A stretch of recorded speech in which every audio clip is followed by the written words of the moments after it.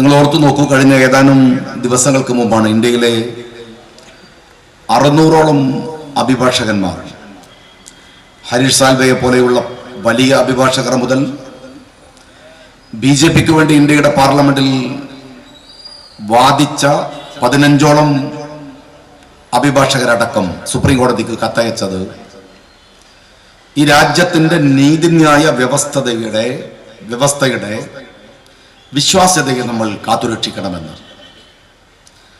ഇന്ത്യയുടെ സുപ്രീം കോടതിയിലെ 600ഓളം അഭിഭാഷകർക്ക് സംശയമുണ്ടായിരിക്കുന്നു. ലോകത്ത് UN അടക്കമുള്ളതിന് കീഴിലുള്ള ഒരുപാട് ഇൻഡെക്സുകൾ, കണക്കുകൾ ഓരോ രാജ്യത്തിലെയും ആരോഗ്യം, വിദ്യാഭ്യാസം, ജീവിത നിലവാരം, സ്ത്രീകളുടെ സുരക്ഷ, അങ്ങനെ തുടങ്ങിയിട്ടുള്ള ഒരുപാട് ഇൻഡെക്സുകളുണ്ട്. കഴിഞ്ഞ 5 വർഷമായി നിരന്തരമായി ലോകത്തിലെ എല്ലാ ഇൻഡെക്സിലും നമ്മൾ പിറകിലാണ്. എല്ലാ ഇൻഡെക്സുകളിലും, ആരോഗ്യമാവട്ടെ, വിദ്യാഭ്യാസമാവട്ടെ, എല്ലാത്തിലും. പക്ഷേ സങ്കടകരമായ ഒരു കാര്യം, ലോകത്തിലെ ഏറ്റവും വലിയ ജനാധിപത്യ രാജ്യം നമ്മളാണെന്ന് നമ്മൾ അവകാശപ്പെടാറുണ്ടെങ്കിലും ലോകത്തിന്റെ ഇൻഡെക്സിൽ ഏറ്റവും വലിയ ജനാധിപത്യ രാജ്യം അമേരിക്കയും, രണ്ടാമത് ഇംഗ്ലണ്ടും, മൂന്നാമത് ഇന്ത്യയുമാണ്. ഇന്ത്യയാണ്.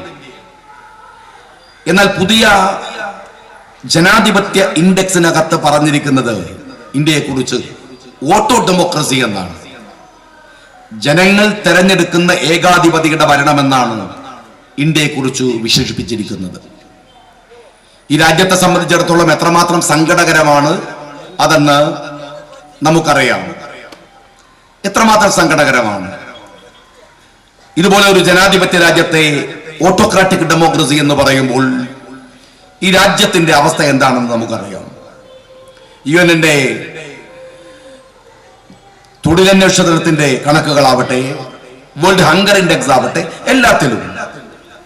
പക്ഷെ മോദി പറയുന്നത് അതൊന്നുമല്ല കാര്യം എന്നാണ്.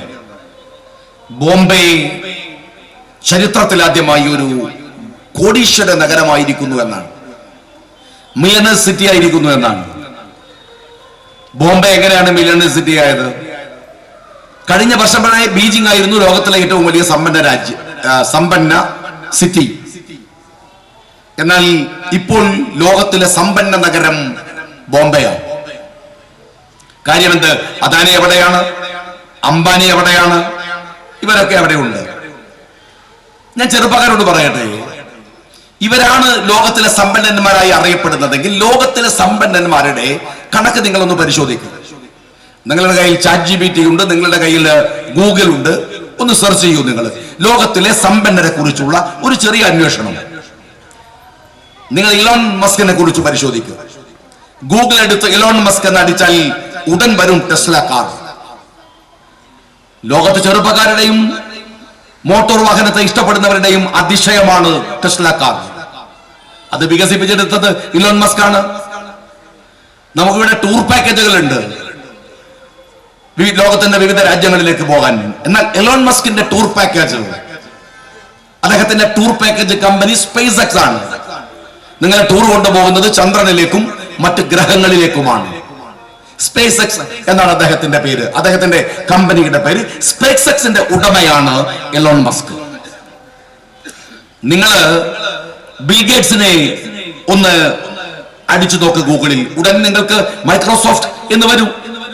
മൈക്രോസോഫ്റ്റിന്റെ ഫൗണ്ടറാണ് ബിൽഗേറ്റ്സ്. നിങ്ങൾ അലിബാബ അടിച്ചു നോക്ക്, ചൈനയുടെ അലിബാബ. ബാംഗ്ലൂരിൽ പോയാൽ, ഹൈദരാബാദിൽ പോയാൽ, ഡൽഹിയിൽ പോയാൽ ആകാശമുട്ട ഉയർന്നു നിൽക്കുന്ന അലിബാബയുടെ കമ്പനികൾ കാണാം. ലോകത്ത് മുഴുവൻ വ്യാപരിച്ചു കിടക്കുന്നു അലിബാബ. സോഫ്റ്റ്വെയർ രംഗത്തെ കുലപതിയാണ് അലിബാബ. അവരുടേതാണ് ആ പ്രൊഡക്റ്റ്. ലോകത്തിലെ വമ്പിച്ച മുതലാളിയാണ്. നിങ്ങൾ ജെഫ് ബെസ് എന്നെടുക്ക്, അടിച്ചാൽ ഉടൻ വരും ആമസോൺ. എന്ന് വെച്ചാൽ ലോകത്തിലെ എല്ലാ സമ്പന്നരും അവരുടെ തന്നെ കണ്ടുപിടുത്തങ്ങളും അവരുടെ പ്രോഡക്റ്റുകളും വിറ്റാണ് അവർ ലോകത്തിലെ ധനാഢ്യരായത്. അങ്ങനെയാണെങ്കിൽ നമ്മുടെ മുതലാളിയായിട്ടുള്ള അംബാനി എന്താണ് കണ്ടുപിടിച്ചത്? ഒരു മുട്ടുസൂചി. അദാനി എന്താണ് കണ്ടുപിടിച്ചത്? ഇവരൊന്നും കണ്ടുപിടിച്ചതല്ല, അവര് രാജ്യത്തെ ലൂട്ട് ചെയ്തതാണ്. ഈ രാജ്യത്തിലെ എയർപോർട്ടുകളും സീപോർട്ടുകളും ഭരിക്കുന്നവൻ ഇവർക്ക് തീരെഴുതി കൊടുത്തതാണ്, അങ്ങനെ ഉണ്ടാക്കിയതാണ്. ഈ രാജ്യത്തെ പറ്റിച്ചുണ്ടാക്കിയതാണ്. ഭരണകൂടത്തിന്റെ ഇടനാഴിയിൽ കറങ്ങി നടന്ന് പറ്റിച്ചുണ്ടാക്കിയവർ. അവരുടെ പേരിലാണ് മോദി ഈ ലോകത്തിന്റെ പേരിൽ അഭിമാനിക്കാൻ നമ്മളോട് പറയുന്നത്. നാട്ടിൽ സത്യത്തിൽ ഈ രാജ്യത്തിലെ അടിസ്ഥാന പ്രശ്നങ്ങൾ എന്തൊക്കെയാണ്? ഏതു തരത്തിലാണ് അടിസ്ഥാന പ്രശ്നങ്ങളെ ഈ രാജ്യം ഭരിക്കുന്നവർ അഡ്രസ് ചെയ്തിട്ടുള്ളത്, മോദി അഡ്രസ് ചെയ്തിട്ടുള്ളത്? നമുക്കറിയാം, നമ്മളിവിടെ എല്ലാവരും ചേർന്ന് നിൽക്കുകയാണ് ഇപ്പോൾ. കാരണം ഇന്ത്യ രാജ്യത്ത് ഒരു തെരഞ്ഞെടുപ്പ് വരുന്നു. നമ്മൾ UDF-കാരാണ്. ഇതാ UDF നേതാക്കന്മാർ സ്റ്റേജിലുണ്ട്, താഴെ പ്രവർത്തകന്മാരുണ്ട്, എല്ലാവരും ഉണ്ട് ഈ നാട്ടിൽ. നമ്മളിവിടെ ഒരു സ്കൂൾ വരുമ്പോൾ, കോളേജ് വരുമ്പോൾ, നാട്ടിലെ റോഡ് വരുമ്പോൾ കമ്മിറ്റികൾ ഉണ്ടാക്കാറുണ്ട്, എല്ലാവരും ഉണ്ട്.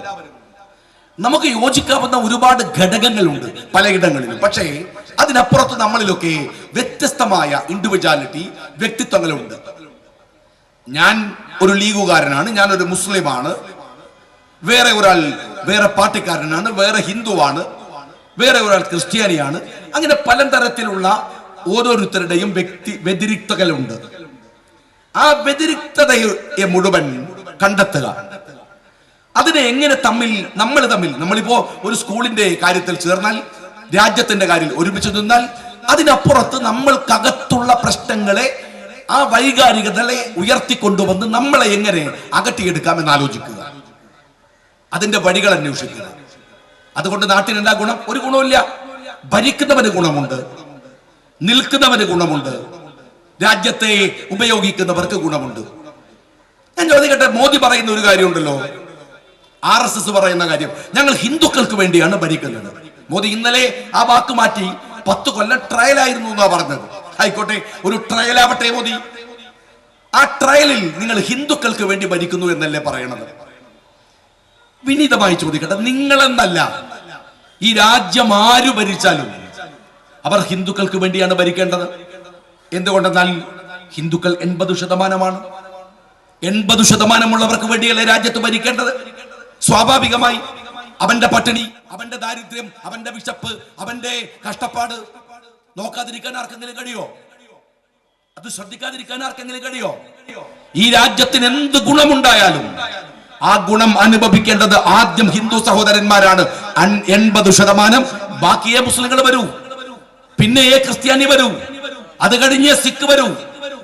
ഈ രാജ്യത്തിന്റെ എല്ലാ ദോഷങ്ങളും ആദ്യം അനുഭവിക്കേണ്ടി വരിക ഇവിടുത്തെ 80%. അത് കഴിഞ്ഞേ മുസ്ലിങ്ങൾ വരൂ, ക്രിസ്ത്യാനി വരൂ, ഇവിടുത്തെ സിഖുകാർ വരൂ. ഹിന്ദു സഹോദരന്മാരല്ലേ അനുഭവിക്കേണ്ടത്? ഞാൻ 10 കൊല്ലക്കാലമായി നിങ്ങളുടെ ഭരണമെടുക്ക്. നിങ്ങൾ ഈ രാജ്യത്തിലെ ഡീസലിന്റെ വില വർദ്ധിപ്പിച്ചു. ഏറ്റവും കൂടുതൽ ഡീസലിന് വില കൊടുത്തത് ആരാ ഈ രാജ്യത്തിലെ? നിങ്ങൾ ഗ്യാസിന്റെ വില വർദ്ധിപ്പിച്ചു. ആരാ ഏറ്റവും കൂടുതൽ കൊടുത്തത്? അരിയുടെ വില വർദ്ധിപ്പിക്കുമ്പോ, സാധനങ്ങളുടെ വില വർദ്ധിപ്പിക്കുമ്പോ, രാജ്യത്തിന്റെ തൊഴിലില്ലായ്മ വർദ്ധിക്കുമ്പോ ആരാ ഇത് അനുഭവിക്കുന്നത്, അഭിമുഖീകരിക്കുന്നത്? അവരുടെ പ്രശ്നങ്ങൾ പരിഹരിക്കാൻ നിങ്ങൾ ശ്രമിക്കുന്നുണ്ടോ? അവന്റെ പ്രയാസങ്ങളെ കാണാൻ നിങ്ങൾ ശ്രമിക്കുന്നുണ്ടോ? അതിന്റെ കൂടെ നിങ്ങൾ നിൽക്കുന്നുണ്ടോ? ഇല്ലല്ലോ. നിങ്ങൾക്ക് വേണ്ടത് വോട്ടുമാണ്, മാത്രമാണ് ഭൂരിപക്ഷത്തിന്റെ വോട്ട്. അതിനുവേണ്ടി വൈകാരികതയെ, ഒരു നരമ്പ് രോഗം പോലെ പലരും കൊണ്ടുപോകുന്ന വൈകാരികതയെ ഉപയോഗിക്കുക. ഉദാഹരണത്തിന് നിങ്ങൾ പരിശോധിച്ചു നോക്ക്. ഇപ്പൊ മോദിയുടെ കേരളത്തിലെ പ്രതിപുരുഷൻ ആരാണ്? BJPയുടെ കേരളത്തിലെ പ്രതിപുരുഷൻ ആരാണ്? K. സുരേന്ദ്രനാണ്, BJPയുടെ സംസ്ഥാന അധ്യക്ഷൻ. അദ്ദേഹം വയനാട്ടിലാണ് മത്സരിക്കുന്നത് രാഹുൽ ഗാന്ധിക്കെതിരെ. ഭയങ്കര സംഭവമാണ്. ചില മീഡിയകളൊക്കെ പറഞ്ഞത് രാഹുലിനെ വയനാട്ടിൽ കെട്ടിയിടാൻ തീരുമാനിച്ചു, അതിനാൽ സുരേന്ദ്രനെ കൊണ്ടുവന്നതാണ്. ആയിക്കോട്ടെ, അതൊക്കെ നടക്കട്ടെ. ഏതായാലും വലിയ സംഭവമാണ്. അദ്ദേഹം മെനഞ്ഞാന്ന് ഞങ്ങൾ വയനാട്ടുകാർക്ക് ഞെട്ടിപ്പിക്കുന്ന ഒരു ഓഫർ തന്നു. എന്താന്ന് പറഞ്ഞാൽ, അദ്ദേഹം പറഞ്ഞു, എന്നെ എങ്ങാനും ജയിപ്പിച്ചാൽ ഞാൻ സുൽത്താൻ ബത്തേരിയുടെ പേര് മാറ്റി ഗണപതി വട്ടം എന്നാക്കും. ഞങ്ങൾ രക്ഷപ്പെട്ടു. സാധാരണ എന്താ വെച്ചാൽ വയനാട്ടിൽ സ്ഥിരമായിട്ട് ആന ഇറങ്ങുന്നു, ഞങ്ങൾ പരിശോധിച്ച് നോക്കുമ്പോൾ സുൽത്താൻ ബത്തേരി എന്ന ബോർഡ് കണ്ടിട്ട് ഇറങ്ങുകയാണ്. വയനാട്ടിൽ സ്ഥിരമായിട്ട് പുലി ഇറങ്ങുന്നു. കാരണം അടിസ്ഥാന പ്രശ്നം എന്താണെന്ന് വെച്ചാൽ സുൽത്താൻ ബത്തേരിന്റെ ബോർഡാണ്. വയനാട്ടിന് ബദൽ റോഡ് ഇല്ലാത്തത്, വയനാട്ടിന് രാത്രി സഞ്ചാരം ഇല്ലാത്തത്, വയനാട്ടിലെ കർഷകർ ആത്മഹത്യ ചെയ്യുന്നത്, വയനാട്ടിലെ കൃഷിക്ക് വിലയില്ലാത്തത് എല്ലാം നോക്കുമ്പോൾ ഈ സുൽത്താൻ ബത്തേരി എന്ന ബോർഡ് കൊണ്ടാണ്. ഞാൻ ഈ സുരേന്ദ്രനോട് ചോദിക്കുന്നത്, നിങ്ങൾ ഈ ജനിക്കുമ്പോഴേ പൊട്ടന്മാരാണോ, അതല്ല BJPയിൽ മെമ്പർഷിപ്പ് എടുക്കുമ്പോൾ ആവുന്നതാണോ? എങ്ങനെയാണത്? എന്തൊരു തരം വിവരക്കേടായി പറയുന്നത്? ഈ സുൽത്താൻ ബത്തേരി എന്നുള്ള പേര് വന്നു. ഇപ്പൊ തിരൂർ എന്നുള്ള പേര് വന്നു. ഇവിടുത്തെ ഏതെങ്കിലും കുറുക്കോളിന്റെ അമ്മാവന്റെ പേരാ? ഇവിടെ സുൽത്താൻ ബത്തേരി ആരുടെ പേരുണ്ടോ? സുൽത്താൻസ് ബാറ്ററി എന്ന് ജനങ്ങൾ വിളിച്ച് അതിൽ നിന്ന് ലോപിച്ച് സുൽത്താൻ ബത്തേരി. ഓരോ നാട്ടിൽ ഓരോ പേര് എങ്ങനെ വന്നു? അതിൻ്റെയൊക്കെ ചരിത്രം നോക്കിയിട്ട് അത് മാറ്റ. എന്ത് നരമ്പ് രോഗത്തെയാണ് നിങ്ങൾ എന്റർടൈൻ ചെയ്യുന്നത്? ഒരു ഭരണകൂടം എന്തെല്ലാം പറയാനുണ്ട്. നിങ്ങൾ കേൾക്കുന്നില്ലേ വയനാട്ടിൽ നിന്ന് ആ നാടുമായി ബന്ധപ്പെട്ട സങ്കടങ്ങളുടെ പ്രയാസങ്ങളുടെ നൂറുകണക്കിന് വാർത്തകൾ? ഇതൊരു ഭരിക്കുന്നവൻ പറയണ്ടേ? എന്നിട്ട് ആ പേര് മാറ്റലാണ് അടിസ്ഥാനപരമായ എന്റെ ഏറ്റവും വലിയ പ്രശ്നം എന്ന് പറഞ്ഞേക്കും. നിങ്ങൾ ചെയ്യുന്ന കാര്യങ്ങൾ പറയും. ഇപ്പം മോദി പറഞ്ഞു, മോദി ഗ്യാരണ്ടി എന്ന് പറഞ്ഞ പോലെ മോദി പറഞ്ഞു മേക്ക് ഇൻ ഇന്ത്യ. മോദി 10 കൊല്ലം മുമ്പ് പറഞ്ഞ വലിയ ഡയലോഗാണ് മേക്ക് ഇൻ ഇന്ത്യ. നിങ്ങൾ എന്താ മേക്ക് ചെയ്ത്? ഒന്ന് പറഞ്ഞേ. അദാനിനെ മേക്ക് ചെയ്ത്, അംബാനിനെ മേക്ക് ചെയ്ത്, എന്താ ഉണ്ടാക്കിയത്? ഉണ്ടാക്കിയതൊക്കെ വിറ്റല്ലോ നിങ്ങൾ. രാജ്യത്തിലെ നിരവധി കമ്പനികൾ നിങ്ങൾ വിറ്റു, സീപോർട്ടുകൾ വിറ്റു, എയർപോർട്ടുകൾ വിറ്റു. ഇന്ത്യയിലെ ഏക വിമാന കമ്പനി വിറ്റു. ബിജെപിക്കാരാ. ബഹ്റൈൻ എന്ന് പറയുന്നത് കോടിമുട്ടയുടെ വലിപ്പമുള്ള ഒരു രാജ്യമാണ്. അവർക്ക് സ്വന്തമായ വിമാന കമ്പനിയുണ്ട്, ഗൾഫ് എയർ. ഇന്ത്യയുടെ ഏറെ വിറ്റു നിങ്ങൾ എന്താ ഉണ്ടാക്കിയത്? മേക്ക് ഇൻ ഇന്ത്യ എന്ന പടായി വിടുമ്പോ ഇവിടെ ഉണ്ടാക്കിയത് എന്താണ്? എന്തെങ്കിലും ഒന്ന് നിങ്ങൾ പറ. ഇവിടെ ഉണ്ടാക്കിയെന്ന് പറയാൻ കഴിയും. 947 ഇന്ത്യ സ്വതന്ത്രമാവുകയാണ്. ഇന്ത്യ സ്വതന്ത്രമാകുമ്പോ ഈ നാട്ടില് ഒരുപാട് പ്രയാസങ്ങളും കഷ്ടപ്പാടുകളും പുറത്തുനിന്ന് നോക്കുന്നവർക്ക് അതിശയം തോന്നുന്ന ഒരു രാജ്യമാണ്. വിൻസെന്റ് ചർച്ചിൽ പറയുന്നുണ്ട്, ഈ രാജ്യം ലോകത്തിന്റെ മുമ്പിൽ ഒരു മഹാദുരന്തമായിരിക്കും. കാര്യം എന്താണ്? തമ്മിൽ തെറ്റിപ്പിരിയാൻ 100,000 കാരണങ്ങൾ, 4599 ജാതിയും മതങ്ങളും, 325 ഭാഷ, വ്യത്യസ്തമായ ഭൂപ്രകൃതികൾ. ഇതെല്ലാം എങ്ങനെ കൊണ്ടുപോകും? ഗാന്ധിജിയാണ് മുമ്പിൽ നടന്നത്. ഭരണം വിട്ടാ പോയത്. ഭരണം വിട്ട് നടന്നു, അധികാരത്തിലേക്ക് വന്നില്ല. ഓഗസ്റ്റ് 15-ന് ഈ രാജ്യത്തിൽ ആദ്യത്തെ ത്രിവർണ്ണ പതാക ആകാശത്തേക്ക് ഉയരുമ്പോ ആ വൃദ്ധനായ മനുഷ്യൻ അബ്കാലിയിലായിരുന്നു. ഹിന്ദുവിനെയും മുസ്ലിമിനെയും തമ്മിൽ യോജിപ്പിക്കാൻ, ഒന്നാക്കാൻ. ആ മനുഷ്യനെ വെടിവെച്ച് കൊന്നുകളഞ്ഞു. അന്ന് രാത്രിയിൽ വിറയാർന്ന ശബ്ദത്തിൽ ഓൾ ഇന്ത്യ റേഡിയോയിൽ നെഹ്റു പറയുന്നുണ്ട്, ആ വിളക്കുമരം അടഞ്ഞുപോയി. ഒരു പ്രയാസം വരുമ്പോ, എവിടെയെങ്കിലും പോയി മുട്ടി നിൽക്കുമ്പോൾ ഇനി എന്ത് എന്ന് ആലോചിക്കുമ്പോൾ പോയി ചോദിക്കാൻ, പറയാൻ ഒരാളുണ്ടായിരുന്നു. അത് തീർന്നു. പ്രസംഗത്തിന്റെ അവസാനത്തിൽ നെഹ്റു തിരിച്ചു വരുന്നുണ്ട്, വൈകാരികതയെ മറികടന്ന് തിരിച്ചു വരുന്നുണ്ട്. ഞാൻ ആ വിളക്കമരം അണഞ്ഞുപോയി എന്ന് പറഞ്ഞോ? അങ്ങനെ പറഞ്ഞു പോയോ? ഇല്ല. ആ ദർശനങ്ങൾ ഇനിയും ബാക്കിയുണ്ട്. നമുക്കത് മതി മുന്നോട്ട് പോകാൻ. നെഹ്റുവിന്റെ കാഴ്ചപ്പാടുകൾ അങ്ങനെയാണ്. ഈ രാജ്യത്ത് ഗാന്ധിയൻ വീക്ഷണങ്ങളാണ്. ഈ രാജ്യത്ത് നൂറുകണക്കിന് ഡാമുകൾ ഉണ്ടാക്കി, കർഷകർക്ക് NIT ഉണ്ടാക്കി, IIM ഉണ്ടാക്കി, യൂണിവേഴ്സിറ്റികൾ ഉണ്ടാക്കി. നമുക്കൊരു നയമുണ്ടായിരുന്നു, ചേരി ചേരാ നയം. എന്തൊരു സുന്ദരമായ പേരാണത്, ചേരി ചേരാ നയം. ഇതാ കണ്ടില്ലേ നിങ്ങള്? ഇസ്രായേലിൽ എത്ര മാസങ്ങളായി. ഇപ്പൊ ഇറാനുമായി പ്രശ്നമായി. തുർക്കിയിൽ നിന്ന് വരുന്ന വിമാനങ്ങൾ റദ്ദ് ചെയ്തിരിക്കുന്നു. സംഘർഷഭരിതമാണ് ആ മേഖല. ഇന്ത്യക്ക് എന്താ റോള്? ഇന്ത്യക്ക് എന്താ റോള്? ലോകത്തിന്റെ നെറുകയിൽ നിൽക്കാൻ പാകത്തിൽ ഈ രാജ്യം വന്നിരുന്നു, ശക്തമായി. യൂറോപ്പിനെ വെല്ലുവിളിച്ച് ഏഷ്യയിൽ ഒരു കരുത്തായി ഇന്ത്യ മുന്നിലുണ്ടായിരുന്നു. ഈ രാജ്യം ഉയർത്തിക്കൊണ്ടുവന്ന നിലപാടുകൾ നിങ്ങൾ എന്താ ചെയ്തത്? മോദി ഒരു കാര്യം മനസ്സിലാക്കണം, ഈ വിടലുണ്ടല്ലോ, അതൊക്കെ നടത്തുന്നതിന് മുമ്പ് ഒന്ന് ചിന്തിക്കണം. നിങ്ങൾ ജനിക്കുന്നതിന് മുമ്പ് ഇന്ത്യ രാജ്യം പാകിസ്ഥാനോട് യുദ്ധം ചെയ്ത് ജയിച്ചിട്ടുണ്ട്. നിങ്ങൾ സംസാരം പഠിച്ചു തുടങ്ങുന്നതിന് മുമ്പ് ലോകോത്തരമായ ഒരു ഭരണഘടന ഇന്ത്യ രാജ്യത്ത് ഉണ്ടായിട്ടുണ്ട്. നിങ്ങൾ മുട്ടുകാലിൽ നടക്കാൻ തുടങ്ങുന്നതിന് മുമ്പ് ഏഷ്യൻ ഗെയിംസിന് ഇന്ത്യ രാജ്യം ആതിഥേയത്വം വഹിച്ചിട്ടുണ്ട്. പോലും കളിച്ചു നടക്കുന്ന കാലത്ത് ഇന്ത്യ ബക്രാനന്ദൽ കനാൽ ഉണ്ടാക്കിയിട്ടുണ്ട്. നിങ്ങൾ സ്കൂളിലെ പാഠപുസ്തകം മറിച്ച് കളിക്കുന്ന കാലത്ത് India Tarapur nuclear research centre ഉണ്ടാക്കിയിട്ടുണ്ട്. നിങ്ങൾ മുണ്ടുടുക്കാൻ പഠിക്കുന്നതിന് മുമ്പ് ഇന്ത്യയിൽ IIM-ഉം IIT-യും നിരവധി യൂണിവേഴ്സിറ്റികളും ഇന്ത്യയിൽ വന്നിട്ടുണ്ട്. മോദി അക്ഷരം പെറുക്കി വായിക്കാൻ പഠിക്കുന്നതിന് മുമ്പ് പൊതുമേഖലയിൽ ഇന്ത്യൻ നവരത്ന കമ്പനികൾ ആരംഭിച്ചിട്ടുണ്ട്. ഈ മോദി RSSന്റെ ശാഖയിൽ പോയിട്ട് ലാത്തി ചുരട്ടി പഠിക്കുന്ന കാലത്ത് 1,00,000 പാക് പട്ടാളക്കാരനെ ഇന്ത്യൻ മിലിറ്ററിയുടെ മുമ്പിൽ അടിയറവപ്പിച്ചിട്ടുണ്ട് ഇന്ത്യ രാജ്യം എന്ന് പറയുന്നത്. എന്റെ മോദി, നിങ്ങൾ റെയിൽവേ സ്റ്റേഷനിൽ ചായ വിറ്റ് നടക്കുന്ന കാലത്ത് രാജധാനി എക്സ്പ്രസ് പോലെയുള്ള ട്രെയിനുകൾ ഇങ്ങനെ ഈ രാജ്യത്തൂടെ തലങ്ങും വിലങ്ങും പാഞ്ഞ് നടന്നിട്ടുണ്ട്. എന്നിട്ടാ പറയണത് നിങ്ങൾ ഇന്ത്യ ഉണ്ടാക്കി, നിങ്ങളാ ഈ രാജ്യത്തിന്റെ മുതലാളി എന്ന്. ഏറ്റവും അടുത്ത് നിങ്ങൾ അറിയുമോ, കഴിഞ്ഞ 3 ദിവസം മുമ്പ് ഈ ലോകത്തിലെ QS എന്താ വേൾഡ് യൂണിവേഴ്സിറ്റി റാങ്കിങ്, ആ വേൾഡ് യൂണിവേഴ്സിറ്റി റാങ്കിങ്ങിന്റെ അവരുടെ റിസൾട്ട് വന്നു. ഇന്ത്യയിലെ നമ്പർ 1 യൂണിവേഴ്സിറ്റി JNU ആണ്. ഇത് നിങ്ങൾക്ക് ഇഷ്ടമുള്ള കാര്യമല്ല. RSSന്, സംഘപരിവാറിന് എന്താണ് JNU നിങ്ങൾക്കെതിരാണ്. JNU ഇന്ത്യയിലെ ഇന്ത്യ വിരുദ്ധമായ സകല പ്രശ്നങ്ങളുടെയും പ്രൊട്ടസ്റ്റ് നടക്കുന്ന പ്രദേശമാണ്. NRC വന്നപ്പോ അതടക്കം ദീപിക പട്കോൺ ആണ് NRC സമരത്തിൽ പങ്കെടുക്കാൻ ആ ക്യാമ്പസിലേക്ക് വന്നത്. ഇന്ത്യയിലെ ഏറ്റവും പ്രസിദ്ധയായിട്ടുള്ള താരം അവിടെ വന്നു. ആ ദീപിക പട്കോണിനെ അതിന്റെ പേര് സംഘപരിവാരം ഒരുപാട് പീഡിപ്പിച്ചു. എന്നാലും ദീപിക പട്കോൺ അടക്കമുള്ള ഇന്ത്യയിലെ പ്രതിപാദനർ വന്ന് JNUവിൽ, നമ്മൾ കണ്ടിട്ടുണ്ട്, നമ്മുടെ നാട്ടിലെ കുട്ടികൾ പോലും JNUവിൽ ആ സമരങ്ങളുടെ മുൻനിരയിൽ ഉണ്ടായിരുന്നത്. ആ JNU ആണ്. നിങ്ങൾ വിചാരിക്കുന്നിടത്തല്ല ഇന്ത്യ എന്ന ബോധ്യം പിന്നെയും പിന്നെയും വരികയാണ്. ഒരു കാര്യം ഞാൻ പറയട്ടെ, നേരത്തെ ഇവിടുന്ന് അധ്യക്ഷൻ പറഞ്ഞു BJPയുടെ മാനിഫെസ്റ്റോ വന്നു. BJPയുടെ മാനിഫെസ്റ്റോയിൽ നിന്ന് NRC ഒഴിവാക്കി. ഒരു കാര്യം നിങ്ങൾ മനസ്സിലാക്കിക്കോളൂ, ക്യാമ്പസുകൾക്കകത്ത് നടക്കുന്ന സമരം മാത്രമല്ല, ഈ തിരൂരിന്റെ തെരുവിൽ പോലും നമ്മൾ കഴിഞ്ഞ കാലങ്ങളിൽ നടത്തിയ സമരങ്ങളുടെ റിസൾട്ട് ഉണ്ട്. എത്ര കേസുകൾ എടുത്ത് ആരൊക്കെ നമ്മളെ പിന്നാമ്പുറത്തുനിന്ന് കുടുക്കാൻ ശ്രമിച്ചാലും ഈ സമരങ്ങളിൽ നിന്ന് ഒരു കാലത്തും മാറാതിരിക്കണമെന്ന ബോധ്യം കൂടെ ജനാധിപത്യ രാജ്യത്ത് തരുന്നതാണ് BJPയുടെ മാനിഫെസ്റ്റോ. ഒരാളോട് മാത്രമേ അതിന് ഏറ്റവും ശക്തമായ കടപ്പാട് ഉയർത്തേണ്ടതുള്ളൂ. ഇന്ത്യയുടെ തെരുവുകൾ മുഴുവൻ തണുപ്പും വെയിലും ഒക്കെ അവഗണിച്ച് ആയിരക്കണക്കിന് കിലോമീറ്റർ താണ്ടി കാശ്മീർ വരെ നടന്നുപോയ ഒരു മനുഷ്യനുണ്ട്, രാഹുൽ ഗാന്ധി. ആ മനുഷ്യനോടാണ് BJPയുടെ പ്രകടന പത്രികയിൽ നിന്ന് NRC അവർ പിൻവലിക്കുമ്പോ ഈ രാജ്യം കടപ്പെട്ടു നിൽക്കുന്നത്. സമരത്തിന്റെ പ്രതിഫലനമാണത്, പോരാട്ടത്തിന്റെ പ്രതിഫലനമാണത്. ആ സമരങ്ങളിൽ നമ്മൾ എല്ലാവരും ഉണ്ടായിരുന്നു.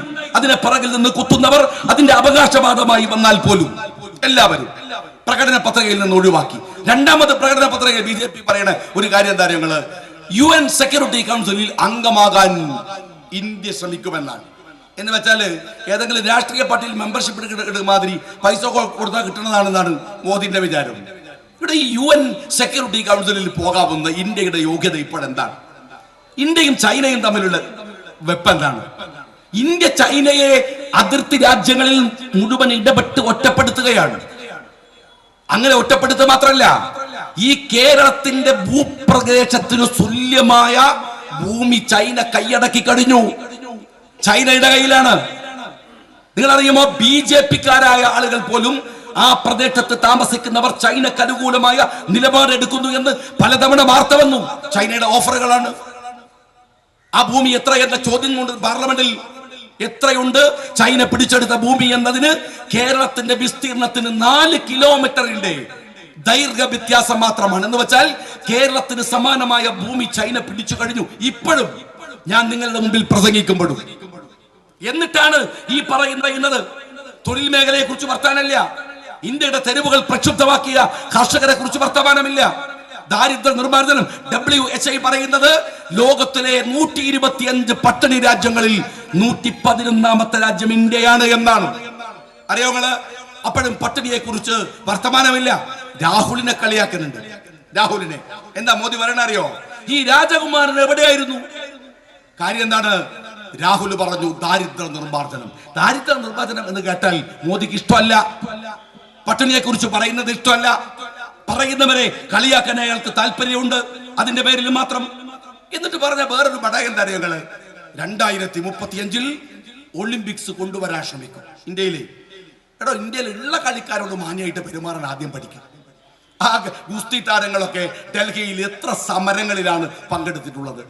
ഞാൻ എന്റെ പ്രിയപ്പെട്ട സഹോദരന്മാരോട് പറയട്ടെ, ഈ രാജ്യത്ത് BJP വന്നു, എല്ലാം തീർന്നു എന്ന് പറഞ്ഞ് നടന്നവരുടെ മുമ്പിലാക്കാണ് ഏറ്റവും പുതിയതായി വന്ന BJPയുടെ ആഭ്യന്തര സർവേ. ബാക്കി എല്ലാ കണക്കുകളും ഉണ്ട്, അതൊക്കെ വിട്ടേക്ക്. BJPയുടെ ആഭ്യന്തര സർവേ പറയുന്നത് നിലവിൽ BJPയുടെ കയ്യിലുള്ള 165 സീറ്റിൽ അവർ തോൽക്കുമെന്നാണ്. ഈ കണക്ക് കോൺഗ്രസിന്റേതല്ല, ഇന്ത്യ മുന്നണിയുടെ കണക്കുമല്ല. BJP തന്നെ നടത്തിയ ആഭ്യന്തര സർവേയിൽ പറയുന്നു അവരുടെ 165 സീറ്റുകൾ തോൽക്കും. രാജസ്ഥാൻ, ഹരിയാന, മഹാരാഷ്ട്ര, ബീഹാർ, നിതീഷ് കുമാറിനെയൊക്കെ വെച്ച് കളിച്ച വൃത്തികെട്ട കളികൾ തിരിച്ചടി ഉണ്ടാവുന്നു. രാജസ്ഥാനിൽ കോൺഗ്രസ് അതിശക്തമായി തിരിച്ചു വരുന്ന അടയാളങ്ങൾ നോമിനേഷൻ കൊടുക്കുന്നതും പ്രവർത്തിക്കുന്നതും സമയത്തിൽ ഏകപക്ഷീയമായ പലയിടങ്ങളിലെയും മണ്ഡലങ്ങളെയും ജയം അവരുടെ ഉറപ്പിച്ചു കഴിഞ്ഞ തരത്തിലാണ് പറയുന്നത്. BJPയുടെ ആഭ്യന്തര സർവേയാണ് ഇത്. കേൾക്കേണ്ടത് ഇവിടുത്തെ CPM-മാർ കൂടിയാണ്. നിങ്ങൾ പറയണില്ലേ, കളിയാക്കണില്ലേ? കോൺഗ്രസിനെയും BJPനെയും ശരിയാക്കിയിട്ട് ഇന്ത്യ പിടിക്കാനുള്ള ഓട്ടത്തിനാണല്ലോ ഉള്ളത്. എന്നാ കേട്ടോളൂ, ബംഗാളിൽ തിരിച്ചു വരുന്ന ലക്ഷണം ആരും പറഞ്ഞിട്ടില്ല. ത്രിപുരയിൽ ഒരു തരി പോലും ബാക്കിയുണ്ടെന്ന് ഈ സർവേകൾ പറഞ്ഞിട്ടില്ല. എന്നാൽ കോൺഗ്രസ് ഇവിടങ്ങളിൽ തിരിച്ചു വരുന്നു, ജനാധിപത്യ ശക്തികൾ ഇവിടങ്ങളിൽ തിരിച്ചു വരുന്നു എന്ന്. അതിനേക്കാൾ അതിശയകരമായ പുതിയ സർവേ എന്താണെന്നറിയോ? പ്രതീക്ഷാ നിർഭരമായ, നമ്മൾ എല്ലാവരും ശ്രദ്ധിക്കേണ്ട ഒരു കാര്യം അതാണ്. 79% ഹിന്ദുക്കളിൽ നടത്തിയ സർവേയിൽ 79% ഹിന്ദു സഹോദരന്മാർ ഈ രാജ്യം മതേതരമാവണം എന്ന് പറയുമ്പോൾ 11% ഹിന്ദുക്കൾ ഈ രാജ്യം മതാധിഷ്ഠിതമാകണമെന്ന് പറയുന്നു. BJPക്ക് കിട്ടിയ വോട്ട് 15%. ഈ രാജ്യം ഭരിക്കാൻ ഇപ്പോൾ ഭരിച്ചുകൊണ്ടിരിക്കുന്ന BJPയുടെ വോട്ട് 15%. 15%. എന്നിട്ടും പറയുന്നത് 11% ഹിന്ദുക്കൾ പറയുന്നു ഈ രാജ്യം മതാധിഷ്ഠിതമായി നിൽക്കണം. 79% ഈ നാട്ടിലെ ഹിന്ദുക്കൾ പറയുന്നു ഈ രാജ്യം മതേതരമായി നിൽക്കണമെന്ന്. ഈ കണക്ക് CSDS സർവേയിൽ, ഈ സർവേയെ ബേസ് ചെയ്തുകൊണ്ടാണ് BJPയുടെ ആഭ്യന്തര സർവേ നടന്നത്. നിങ്ങൾ മനസ്സിലാക്കേണ്ടത്, രാജ്യത്ത് ഇപ്പോ ഈ മോദി വാഗ്ദാനമാണല്ലോ ഇന്ന് ഗ്യാരണ്ടി, മോദി ഗ്യാരണ്ടി. നിങ്ങൾ ഗൂഗിൾ എടുത്തിട്ട് ഇന്നത്തെ ഡോളറിന്റെ റേറ്റ് ഒന്ന് നോക്കുക. 84 രൂപയാണ് ഇന്നത്തെ ഡോളറിന്റെ. ഞാൻ വരുന്ന വഴിക്ക് നോക്കി, ഇന്നലെ അതന്നായിരുന്നു. ഇന്ന് 84 രൂപയാണ്. ചരിത്രത്തിലെ ഏറ്റവും വലിയ ഡോളർ റേറ്റ്. അറിയോ നിങ്ങൾ എന്താ കഴിഞ്ഞ മാസങ്ങൾക്ക് മുമ്പ് പോലും പറഞ്ഞത്? 10 കൊല്ലം മുമ്പ് പറഞ്ഞത് ഇന്ത്യൻ ഉറുപ്പിക ICUലാണ്. 10 കൊല്ലങ്ങൾക്ക് മുമ്പ്. ആ 10 കൊല്ലത്തിന് ഡോളറും ഇന്ത്യൻ ഉറുപ്പിയും തമ്മിലുള്ള വ്യത്യാസം എന്താണ്? ഞാൻ നിങ്ങളുടെ മുമ്പിൽ നിന്ന് സംസാരിക്കുമ്പോ 84 രൂപ ചരിത്രത്തിലെ, ഇന്ത്യ ചരിത്രത്തിലെ ഏറ്റവും വലിയ ഡോളർ റേറ്റ് ആണ് ഞാൻ നിങ്ങളുടെ മുമ്പിൽ പറഞ്ഞ ഈ സംഖ്യ. നിങ്ങൾ എന്ത് മാറ്റം ഉണ്ടാക്കിയത്? ഇവിടെ രാജ്യത്തെ മുഴുവൻ കട്ട് മോഷ്ടിച്ച് രാജ്യത്തെ വലിയ വലിയ കമ്പനികൾക്ക് വിറ്റ് തീർത്തിരിക്കുന്നു. എന്നിട്ട് പറയാൻ ട്രയലാണ്. ഞാൻ ചോദിക്കുന്നത്, ഈ BJPയുടെ പ്രശ്നം മാത്രമല്ല, അവർക്ക് ഭരണം ആവശ്യമാണ്. അതിന്റെ വേലത്തരങ്ങൾ അവർ കാണിക്കും, ന്യായീകരണങ്ങൾ അവർ ഉയർത്തും. എന്നാൽ നമ്മൾ ഒരിക്കലും പ്രതീക്ഷിക്കാത്ത ചില നിശബ്ദതകൾ ഉണ്ടല്ലോ. അതെന്താണ്? അതൊന്ന് പറയണ്ടേ? ഒരിക്കലും പ്രതീക്ഷിക്കാത്ത നിശബ്ദതകൾ. അതിലൊന്ന് LDFന്റേതാണ്, CPM-ന്റേതാണ്. നിങ്ങളുടെ നിശബ്ദതയുടെ അർത്ഥം എന്താണ്? നിങ്ങൾ ഇതൊക്കെ കാണുമ്പോൾ നിങ്ങൾ അങ്ങനെയല്ലല്ലോ പറയാറ്. സഖാക്കളെ, നമ്മൾ പലതും മറന്നു പോവാറുണ്ട്. സഖാക്കൾ കൂടി ഓർമ്മിക്കും. നിങ്ങൾക്ക് BJP വരുന്നതിൽ ഒരുപാട് പങ്ക് ചരിത്രത്തിൽ പലതും ഉണ്ട്. എന്നാൽ 10 കൊല്ലം മുമ്പ് നരേന്ദ്രമോദി അധികാരമേൽക്കുന്നതിന്റെ കുറച്ചു മുമ്പുള്ള ചില മണിക്കൂറുകളുണ്ട്. ഓർത്തു നോക്ക്. എന്താണെന്നറിയോ? മൻമോഹൻ സിംഗിന്റെ ഗവൺമെന്റിനെ നിങ്ങൾ പിന്തുണ പിൻവലിച്ച് ആണവ കരാറിന്റെ പേരിൽ പുറത്തിറങ്ങുകയാണ്. ഞാൻ ഒരിക്കലും മറക്കില്ല. ഇത് ഗഫൂർ, അന്ന് യൂത്ത് ലീഗ് ഞങ്ങളൊക്കെ ഒരുമിച്ചുള്ളതാണ്. എനിക്ക് ഓർമ്മയുണ്ട്. യൂത്ത് ലീഗ് അന്ന് ആ പ്രമേയം എടുത്ത് ഞാൻ എല്ലായിടത്തും പ്രസംഗിക്കാൻ പോയത് എനിക്ക് ഓർമ്മയുണ്ട്. ആണവ കരാർ അന്ന്, കാര്യം എന്താണെന്ന് വെച്ചാൽ അഹമ്മദ് സാഹിബ് അന്ന് കേന്ദ്രത്തിൽ മന്ത്രിയാണ്. അദ്ദേഹത്തിന്റെ രാജ്യക്കായിരുന്നു നിങ്ങളുടെ ആവശ്യം. നിങ്ങൾ പറയുന്നത് എന്താ വെച്ചാൽ ആണവ കരാർ ഇന്ത്യ എടുത്ത മഹാ അബദ്ധമാണ്.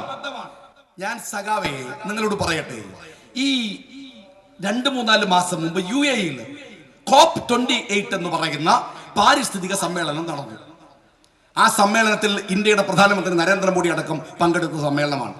വലിയ രാഷ്ട്രീയ പ്രാധാന്യമുള്ള സമ്മേളനം. എന്നുവെച്ചാൽ ഈ കാർബൺ നെഗറ്റീവ്, കാർബൺ പോസിറ്റീവ് എന്ന് ലോകത്ത് വേർതിരിക്കുന്ന, രാഷ്ട്രങ്ങളെ വേർതിരിക്കുന്ന ഒരു 2030 കഴിയുമ്പോൾ കാർബൺ പോസിറ്റീവ് കൺട്രികൾ കാർബൺ നെഗറ്റീവ് ആക്കി എടുക്കാനുള്ള പ്രയത്നങ്ങളിൽ രാജ്യം ഇടപെടുന്ന വലിയ വലിയ പാരിസ്ഥിതിക സമ്മേളനം.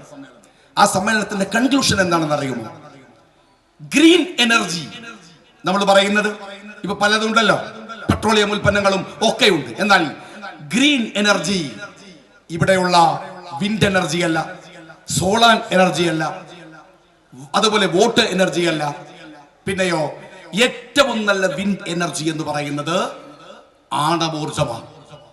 എന്റെ സഖാക്കൾ, നിങ്ങൾ ഈ ജീവിതകാലം മുഴുവൻ ശശിയാവാൻ വിധിക്കപ്പെട്ട ഒരു പാർട്ടിയാണ് നിങ്ങൾ.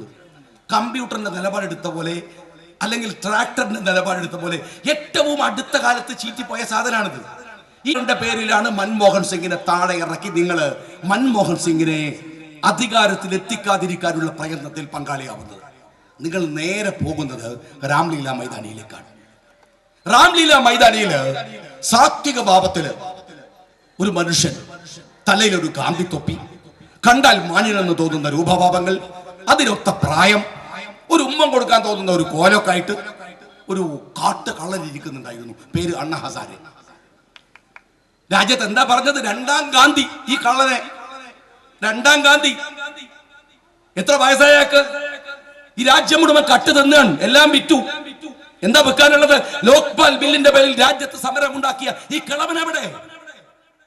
എന്താ വരാ? ഞങ്ങൾ അന്ന് പറഞ്ഞു ഇയാൾ BJPയുടെ കൂട്ടിക്കൊടുപ്പുകാരനാണ്. വിശ്വസിച്ചില്ല, നിങ്ങൾ വിശ്വസിച്ചില്ല. കഴിഞ്ഞ ആഴ്ച പത്രക്കാർ പോയി ചോദിച്ചു, എന്താണ് നിങ്ങൾക്ക് ഈ ഇലക്ട്രൽ ബോണ്ടിനെ കുറിച്ച് അഭിപ്രായം? അയാൾ പറയാ, പഠിക്കട്ടെ. 85 വയസ്സ് കഴിഞ്ഞ് എപ്പ പഠിക്കാനാണ് ഈ കളവൻ? BJPയുടെ കൂട്ടിക്കൊടുപ്പുകാരനാണ്. ഞാൻ ചോദിക്കേണ്ടത്, അണ്ണ ഹസാരെ പോട്ട്, അയാളുടെ കൂടെ ബർത്തനുണ്ടായിരുന്നല്ലോ ബാബ രാംദേവ്, കാലിന്റെ മുട്ടുവരെയാണ് താടി. കള്ളൻ സന്യാസിക്ക് ഒരുപാട് ഷോപ്പ് ഇന്ത്യയിൽ തുറന്നു. ഉണ്ടാക്കിയത് അദാനിയെ വെല്ലുന്ന പൈസയാണ്. രാജ്യത്ത് മുഴുവൻ വിറ്റിട്ട് മൂത്രം വിറ്റ് പൈസ ഉണ്ടാക്കിയ ആളാണ് ഈ ബാബ രാംദേവ്. അതും ബാബ രാംദേവിന്റെ കാര്യം.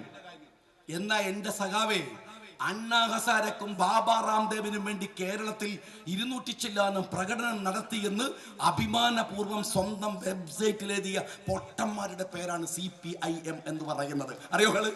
നിങ്ങളെ വെബ്സൈറ്റിലുണ്ട്. ഇന്നലെയും ഡിലീറ്റ് ചെയ്തിട്ടില്ല.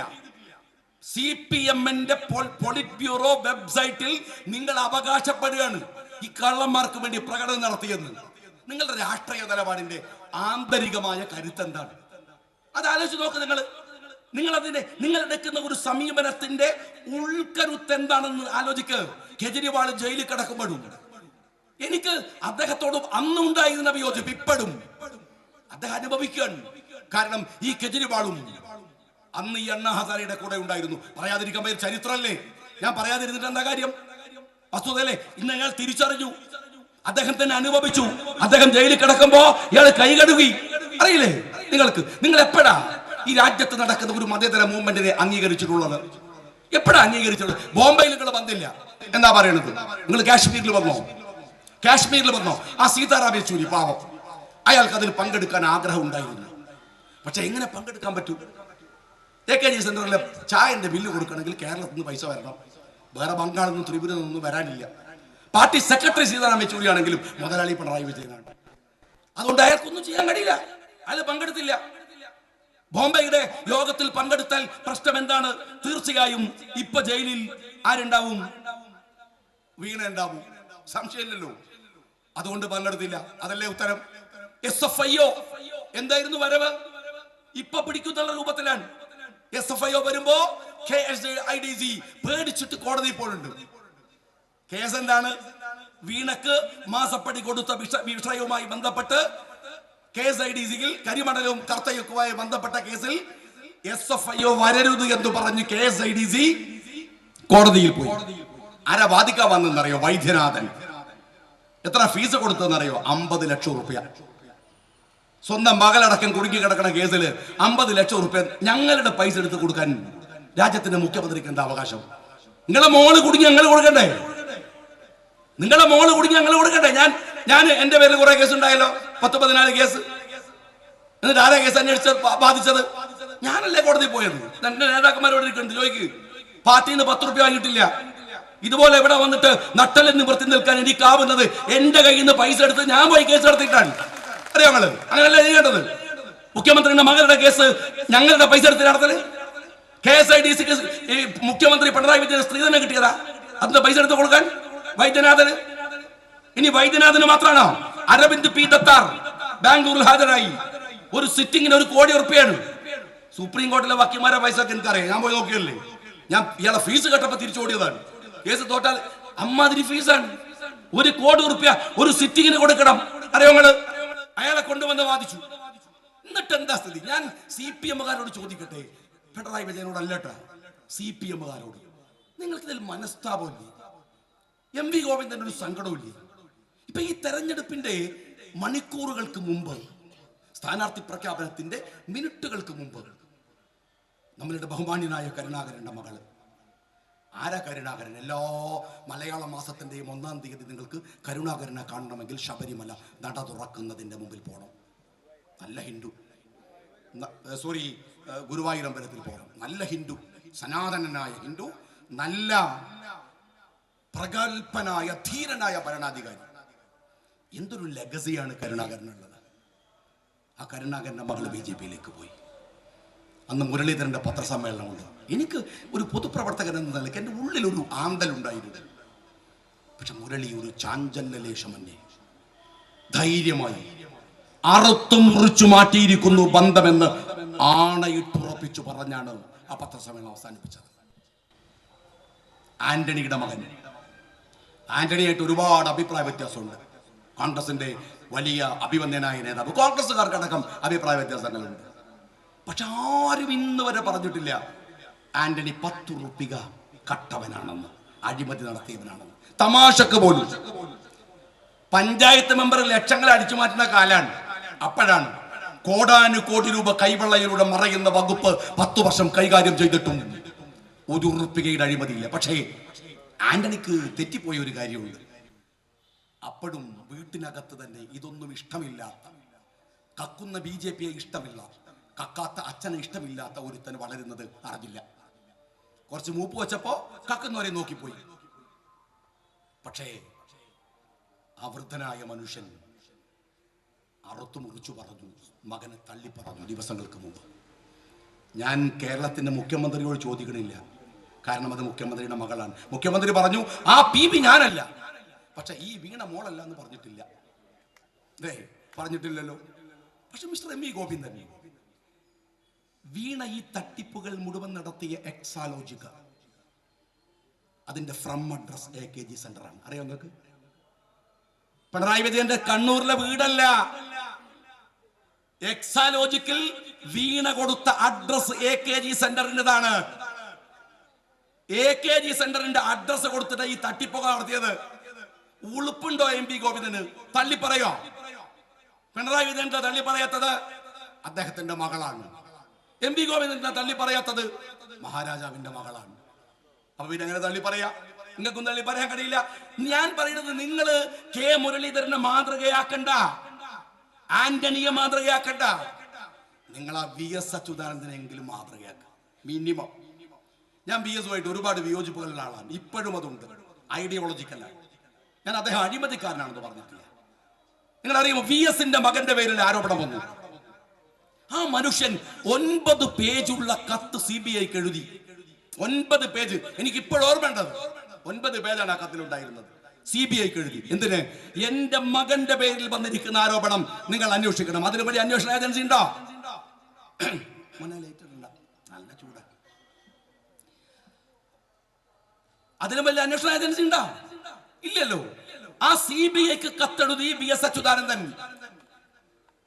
നിങ്ങൾ ആ VS അച്യുതാനന്ദനെയെങ്കിലും മാതൃകയാക്കാൻ നിങ്ങൾക്ക് കഴിയില്ല. നിങ്ങൾ പെട്ടെന്ന്, എന്നിട്ട് രസതല്ല, പെട്ടെന്ന് തള്ളി പറയാ കഴിഞ്ഞു. ഇപ്പൊ പാനൂർ ബോംബ്, പിണറായിയുടെ മോളെ തള്ളി പറയില്ല. പാനൂരിൽ ബോംബ് ഉണ്ടാക്കിയ സഖാക്കള് MV ഗോവിന്ദൻ പറഞ്ഞു DYFI CPM-ന്റെ പോഷക സംഘടനയല്ല. ഇയാൾ എന്തൊരു മനുഷ്യനാണ്! ഇയാളൊക്കെ ഏത് കോത്താഴത്താ ജീവിക്കണത്? എത്ര സുതാര്യമായ ഒരു ലോകാണിത്. DYFI CPM-ന്റെ പോഷക സംഘടന അല്ലാന്ന് ഈ തിരൂരിന്ന് പറഞ്ഞ ആര് വിശ്വസിക്കും? പിന്നെ എന്തിനാണ് പറയണത്? ഞാൻ അറിയാൻ ഇനി ഈ DYFI-നെ ആരാ ഏറ്റെടുക്കുക? കോൺഗ്രസ് ഏറ്റെടുക്കുമോ? ഓർക്ക് യൂത്ത് കോൺഗ്രസ് ഉണ്ട്. ലീഗ് ഏറ്റെടുക്കുമോ? അവർക്ക് യൂത്ത് ലീഗ് ഉണ്ട്. ഇനി ഇവരാരെ ഏറ്റെടുക്കുന്നു? ഈ നമ്മുടെ നാട്ടിൽ അറിയില്ലേ, മുഖച്ചായ കണ്ടാൽ അറിയാം വാപ്പാന്റെ കോലെന്ന്. DYFI കണ്ടാൽ അറിഞ്ഞൂടെ പോഷക സംഘടന CPM ആണെന്ന്. ഓന്റെ കയ്യിലുള്ള ബോംബ്, ഓന്റെ കയ്യിലുള്ള കത്തി, കോടാര കണ്ട CPM അല്ലാതെ വേറെ ആരും ഈറ്റുകൾ ഏറ്റെടുക്കും. എന്നാൽ ഒരു അങ്ങ് തള്ളിപ്പറയുണ്ട്, വളരെ കൂളായിട്ട് തള്ളിപ്പറയാലോ. ആരാണ് പൊട്ടി മരിച്ചത്? ഈ ബോംബ്. ഇനി ബോംബിന്റെ കാര്യം വിജയരാഘവൻ ഉണ്ടല്ലോ, അദ്ദേഹം സ്ഥിരമായിട്ട് ഇത്തരം തമാശകൾ പറയുന്ന ആളാണ്. അദ്ദേഹം പറഞ്ഞത് അത് ബോംബല്ല, പടക്കത്തിന്റെ ജ്യേഷ്ഠനാണ് വിജയരാഘവൻ. ഇത് പടക്കത്തിന്റെ വല്യാപ്പയാണ്, ജ്യേഷ്ഠനൊന്നായിട്ട് വരില്ല. അതിന് ഈ ബോംബിന്റെ ഉഗ്രശേഷി നിങ്ങൾക്ക് സംശയമുണ്ടോ? ഫോറൻസിക് ഡിപ്പാർട്ട്മെന്റിലേക്ക് അയക്കണം എന്നൊക്കെ അല്ലേ? സംശയിക്കാൻ വേണ്ട, പൊട്ടിയാം ആള് മരിക്കുന്ന ഉറപ്പാണ്. സഖാവിനെ മരിച്ചിട്ടുണ്ട്, ഒരുത്തന്റെ കൈയും കാലും പോയിട്ടുണ്ട്. ഇനി ഫോറൻസിക്കിലേക്കൊന്നും അയക്കണ്ട. ആ ബോംബ് പൊട്ടിയിടത്ത് നിങ്ങൾ പോയി, പോഷക സംഘടന കൂടി അല്ലാത്തടത്ത് എന്തിനാ നേതാക്കന്മാര് പോയത്? അപ്പൊ പിണറായി വിജയൻ മരിച്ചോടത്ത് പോയിടാ. ഓ, എന്തൊരു മാനുഷികത. ആ TP ചന്ദ്രശേഖരൻ പനി പിടിച്ച് മരിച്ചല്ലോ, ആ പനി പിടിച്ചാണല്ലോ മരിച്ചത്. അന്ന് പിണറായി വിജയൻ പോയിട്ട് എന്തൊക്കെ ദ്വാരക്കൽ വരെ കഴിഞ്ഞിട്ടാ വന്നത്. എടാ, 51 വെട്ടുവെട്ടി ഒരുത്തനെ കൊന്നിട്ട് മരണം ഒരുത്തനെയും വിശുദ്ധനാക്കുന്നില്ല. കുലംകുത്തിയാണ് അവനെന്ന് പ്രസംഗിച്ചവന്റെ പേരാണ് ഈ കേരള മുഖ്യമന്ത്രിയുടെ പേര് പിണറായി വിജയൻ. രണ്ടൊന്നാണ്, അന്ന് പാർട്ടി സെക്രട്ടറിയാണ്. അറിയാങ്ങള്. അപ്പൊ നിങ്ങൾക്ക് അത് വിഷയമല്ല. എന്നിട്ട് കൂളായിട്ട് അതിലൊക്കെ ഒരു കണക്കിന് സത്യസന്ധനായ ഒരു മനുഷ്യൻ, സ്ഥായിയായ പൊട്ടത്തരമുള്ളത് കൊണ്ട് EP ജയരാജനാണ്. അതായത് സ്വതസിദ്ധമായ ഒരു പൊട്ടത്തരുണ്ട്, അതുകൊണ്ട് സത്യം പറഞ്ഞു പോകും. അദ്ദേഹം പറഞ്ഞു, ജയിക്കുന്ന പാർട്ടി എന്തിനാ ബോംബ് ഉണ്ടാക്കിയത്? സത്യല്ലേ? തോക്കുന്ന പാർട്ടിയാണ് ഉണ്ടാക്കിയത്. നിങ്ങൾ അതോടല്ലേ ഉണ്ടാക്കിയത്? നിങ്ങൾ ഉണ്ടാക്കിയത് നിങ്ങൾ തന്നെയാണെന്ന്. ഇതിനേക്കാൾ സത്യസന്ധമായ ഒരു സ്റ്റേറ്റ്മെന്റ് വേറെ എന്താണ്? എന്റെ ചോദ്യം അതല്ല.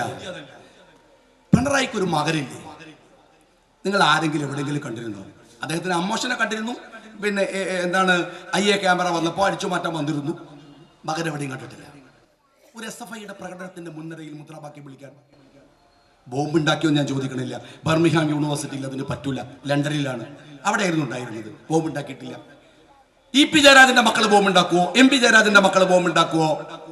ഈ ഞാൻ നേരത്തെ പറഞ്ഞ നമ്മളുടെ പാലക്കാട് വിജയരാഘവൻ ഒരു ഇന്റർവ്യൂവിൽ പറയാണ്, അദ്ദേഹത്തിന്റെ ഭാര്യയെ എന്താണ് എന്റർടൈൻ ചെയ്യാൻ വേണ്ടി പറഞ്ഞതാണ്. അവര് ഉന്നത വിദ്യാഭ്യാസ മന്ത്രിയാണ്. എല്ലാ മക്കളും ഇവിടെ പഠിക്കണം. എന്തിനാ വിദേശത്ത് പോണത്? വിദേശത്ത് പോയാൽ മക്കൾ തിരിച്ചു വരുമോ? ഇവിടെ പഠിച്ചാ പോരെ? ഇതാ നോക്ക്, എന്റെ മോൻ, ഞാൻ അവനെ വിദേശത്ത് വിടൂല. മോൻ പോയാലോ വെച്ചിട്ട്. മക്കൾ അങ്ങനെയാണ്, മക്കളോട് സ്നേഹം ഉണ്ടാവണം. വിജയരാഘവൻ, നിങ്ങളെ മോൻ ബോംബ് ഉണ്ടാക്കാൻ പോകില്ല, വിദേശത്ത് പഠിക്കാൻ പോകില്ല, പിന്നല്ല ബോംബ്. ശ്രീമതി ടീച്ചറുടെ മോൻ ബോംബ് ഉണ്ടാക്കൂലല്ലോ. അവരൊക്കെ പിന്നെ എന്തുണ്ടാക്കുക? അവര് പൈസ ഉണ്ടാക്കൂ. നാട്ടുകാരോ ബോംബ് ഉണ്ടാക്കൂ. എന്നിട്ട് അവരോ സുഖമായിട്ട് ജീവിക്കൂ. നാട്ടുകാരോ നെഞ്ഞത്ത് ബോംബ് കൂട്ടി മരിച്ചു പോകും. പാർട്ടി തള്ളി പറയും. ഇതെന്തൊരു പാർട്ടിയാണ്? ഞാൻ CPM-നോട് ചോദിക്കുന്നത്, എന്തൊരു പാർട്ടിയാണ്? മെനഞ്ഞാണ് ഈ കഴിഞ്ഞ 2-3 ആഴ്ചയുടെ ഉള്ളില് നാദാപുരത്ത് ഒരു മൊയ്തു ഹാജി, നിങ്ങൾക്ക് ഓർമ്മയുണ്ടാവും, 20 കൊല്ലം മുമ്പ് മൊയ്തു ഹാജിയെ കൊന്നു CPM. അദ്ദേഹത്തിന്റെ മകള് 2-3 ദിവസമായിട്ടുള്ളൂ പ്രസവിച്ചിട്ട്. ആ കുഞ്ഞിന്റെ കരച്ചിൽ ഇങ്ങനെ കേൾക്കുന്ന സമയമാണ്. വാതിൽ കലാപകാരികൾ ചവിട്ടുന്നത് കണ്ടപ്പോൾ തന്നെ മൊയ്തു ഹാജി മകളുടെ ഡോറ് ഉള്ളിൽ നിന്ന് കുറ്റിയിട്ടു, പുറത്തുനിന്ന് കുറ്റിയിട്ടു. ജനാലയുടെ ആ കുട്ടി കാണുകയാണ്. ആ കുട്ടിയുടെ കണ്ണിന്റെ മുമ്പിൽ വെച്ച് മൊയ്തു ഹാജിയെ അറത്ത് കൊന്നു അന്തേരി സുര എന്ന കൊലയാളി. 2-3 ആഴ്ച മുമ്പ് അന്തേരി സുര ജയിൽ മോചിതനായി, 20 കൊല്ലത്തെ ശിക്ഷ കഴിഞ്ഞിട്ട്. എന്റെ കയ്യിൽ വീഡിയോ ഉണ്ട്.